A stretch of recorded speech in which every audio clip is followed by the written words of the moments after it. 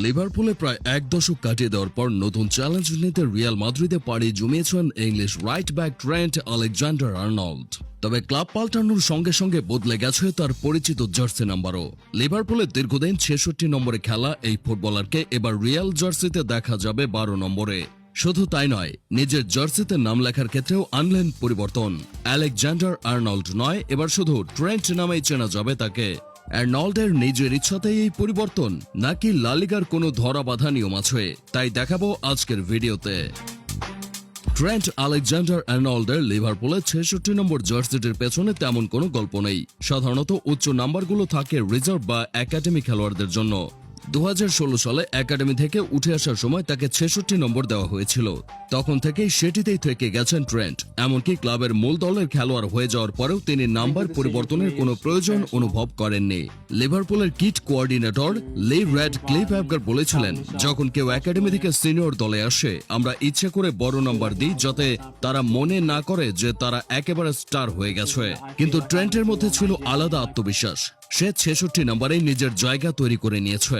Alexander আর্নল্ডের এই ৬৬ নম্বর এতটাই পরিচিতি পেয়েছিল যে লিভারপুলের সমর্থকদের কাছে ৬৬ মানেই বিশেষ কিছু হয়ে যায়। কিন্তু রিয়ালে এসে সেই পরিচয়টা আর ধরে রাখা গেল না। লা লিগার কড়াকড়ি নিয়মেই বদলাতে হয়েছে ট্রেন্টের পরিচিত নাম্বার ৬৬।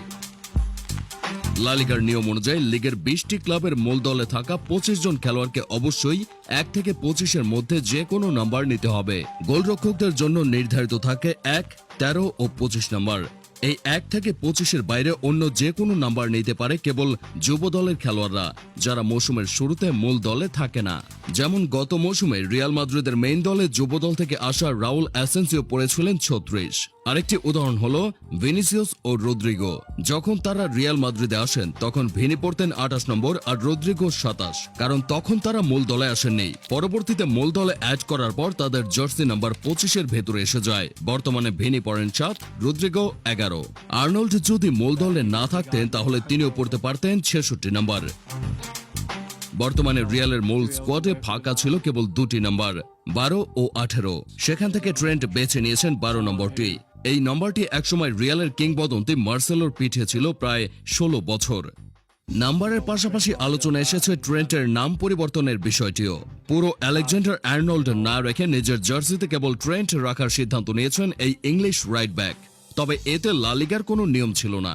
বিষয়টি ব্যাখ্যা করে তিনি বলেন, অনেকেই আমাকে আলেকজান্ডার, কেউ আর্নল্ড, আবার কেউ ট্রেন্ট নামে ডাকে। ভাবলাম সবকিছু সহজ করে ফেলি, শুধু ট্রেন্ট রাখলেই হয়। ৬৬-তে ট্রেন্ট আলেকজান্ডার আর্নল্ড গোটা বিশ্বে পরিচিত। এখন সময় এসেছে ১২ নম্বরের নতুন গল্প